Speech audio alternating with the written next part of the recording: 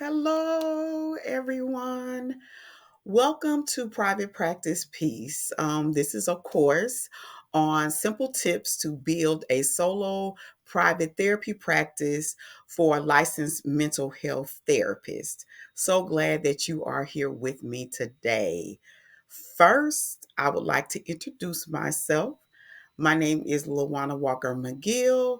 I am a licensed therapist. I am licensed in a few states. My primary state is Missouri. I'm in the St. Louis, Missouri area. So, definitely a shout out to any of those who are, in the St. Louis area. I am originally from Illinois, Rock Island, Illinois. And I've been living here in St. Louis most of my adult life. Okay. A little bit of background about me. I have my master's in counseling, of course, and I also have my PhD in human services with the emphasis in advanced human behavior. Um, I am an owner of a solo private practice. I own Positive Outcomes Counseling Service and also personal and professional development. Okay. I am also an author. Um, I wrote the book Private Practice Peace, which is what I am basing this course on.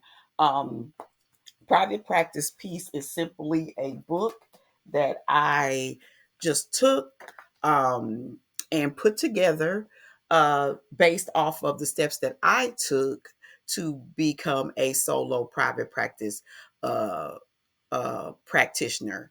So basically, I have been doing solo private practice for over 15 years.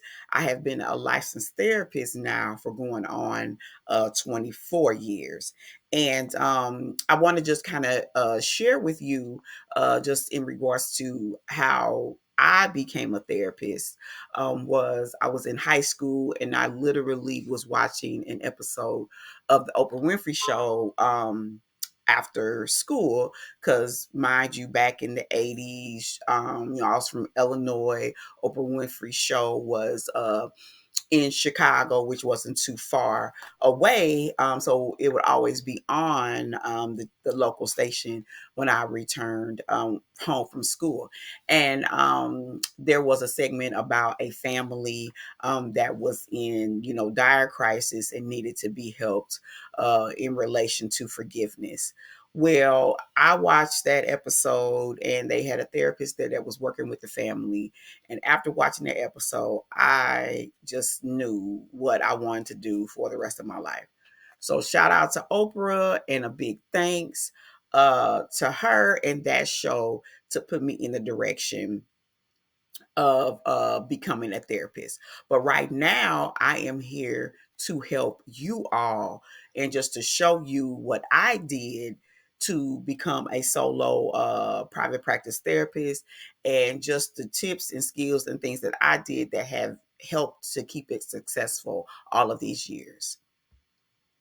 So first, I want to say welcome to all of the therapists who have decided to take this class.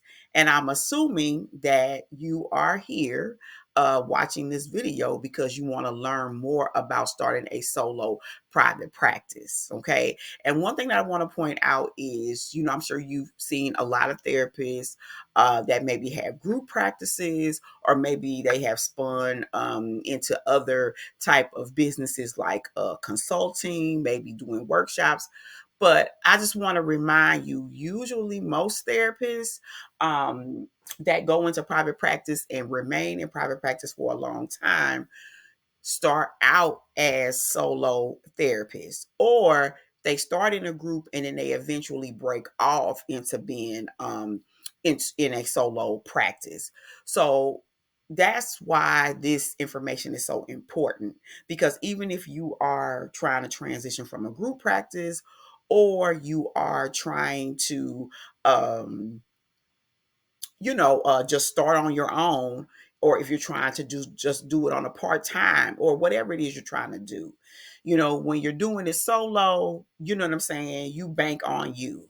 You know what I mean? You deal with you. So that's one thing that helps to make solo practices successful. So you are here because you are a licensed therapist and you want to have your own practice. Maybe you're tired of working for someone else. Like I said, I've been licensed for 24 years. So early on, before I, got into solo practice, I worked for a hospital. I also worked for a school district as well as, some community agency services. And so, sometimes you just kind of get tired of, working for someone else and you want to do your own thing. You may want to make more money, so private practice, if it's ran the right way and you put everything into it, it can be very lucrative. You may want a more flexible schedule. What prompted me to go into private practice was I became a mother. And so I knew that typical 9 to 5, schedule, uh, you know, wouldn't work that well for me as a mother. So it was at that point when I decided to do away with my regular 9 to 5 and just go into private practice full time. And like I said, like my kids are teenagers now, and I have not like gone back to working for anyone else. And it may be that you want to practice the type of therapy that you want to practice.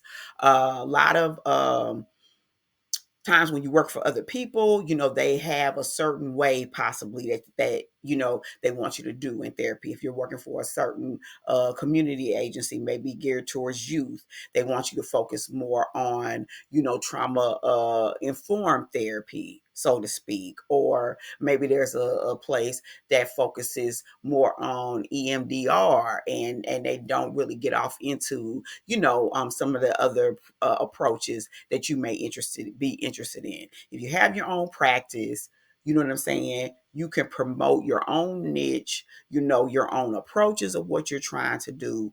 So therefore, you have complete autonomy of the type of treatment that you want to provide in your practice. So now, let's talk about your why. What is your why? Okay. So looking at, like, okay, what is my why? Why do I want to be in private practice? I know, of course, that, if you're here, you are a therapist or you will soon be a therapist, whether you're in school or whether you're working toward licensure. So maybe you're clear at your why for why you want to be a therapist. But the next thing is, okay, what is my why for being in private practice? Do I want the flexibility? Okay, do I want to make more money? Is there a certain type of therapy that I want to promote, in my practice? Is there a certain population that I'm, seeking to target that I can't necessarily target working for someone else? Whatever it is, as you take this course, you get a notebook. Each of these lessons will have some attachments in regards to like worksheets, whether they're informational or ones that you can fill out and write your own thoughts. But before you start any of that, you need to just, be clear on what your why is. So next, what do you what vision do you have for your solo practice? So this is where you would just think about, okay, what is my vision when I think about, being in private practice? What is my vision? Does it look like for me? Am I trying to, be full time? Am I just trying to do it on the side while I work another job? Do I want to just deal with cash money? from clients, meaning self-pay clients? Do I want to work with insurances and bill insurance companies? Do I want to get contracts, you know what I'm saying, maybe with companies to provide workshops or do specialized therapy with their employees? Am I going to be doing in-person sessions, or am I just going to be doing virtual, or am I going to combine it with both? Am I going to work early, you know what I'm saying, from like 8 to 4, or am I going to just do evenings, you know what I'm saying, when most people are off work? Am I going to work 2 days a work week, 3 days a week? Am I going to do a general therapy practice, or am I going to specialize my practice? Do I want a big, fancy, elaborate office, or do I want something small, you know what I mean, where, it's easy for me to handle? Do I want to have an assistant? Do I want to have a secretary? Do I want to increase my income or my financial stability? These are all questions that you can ask yourself as you identify what your vision is for your solo practice. Okay, so here are some of the benefits of having a solo practice, and I mentioned all of these before. Autonomy. It's you. So you have complete autonomy of what it is you want to do, how you want to brand yourself, the populations that you want to target for your practice, whether you want to just be general and try to help everyone that's coming through the door, or if you want to be specialized, you have that autonomy. If you want to just do self-paying clients where you're just getting cash and you're setting your own fee, or if you want to work with insurances and work based on contracted rates. You have complete autonomy of what you want to do. The flexibility, you know what I'm saying? When you are in solo private practice, you do your schedule according to your needs. So you're able to be flexible. So if it means that, okay, I'm working 3 days a week, or I'm working 4 days a week, and then I got one day where I'm doing paperwork. I'm working 20 hours a week. I'm seeing 20 clients a week. I'm seeing 35 clients a week. I'm seeing 5 clients a week. You have that flexibility to do what it is that you want to do. So the flexibility of how you do your practice is a great benefit to being a solo private practice practitioner. Okay, the other is your focus on your expertise. So, those of us that are therapists, usually when you are in school and when you are trained, it's, you're trained in a general. Most counseling programs or social work program, they can be very general. Okay. But, once you get out and you're licensed, you may do trainings. Maybe there's a particular interest. Maybe you're interested in EMRD. Maybe you're interested in DBT. Maybe you're interested in trauma, and you have a knack for that. So when you're in private practice, you can focus in on that, on your expertise. Okay. So these are some great benefits to being in solo private practice. So let's go ahead and get started. So this is how we're going to get started. So in this course, you're going to do your homework. Okay. Remember, this is a course.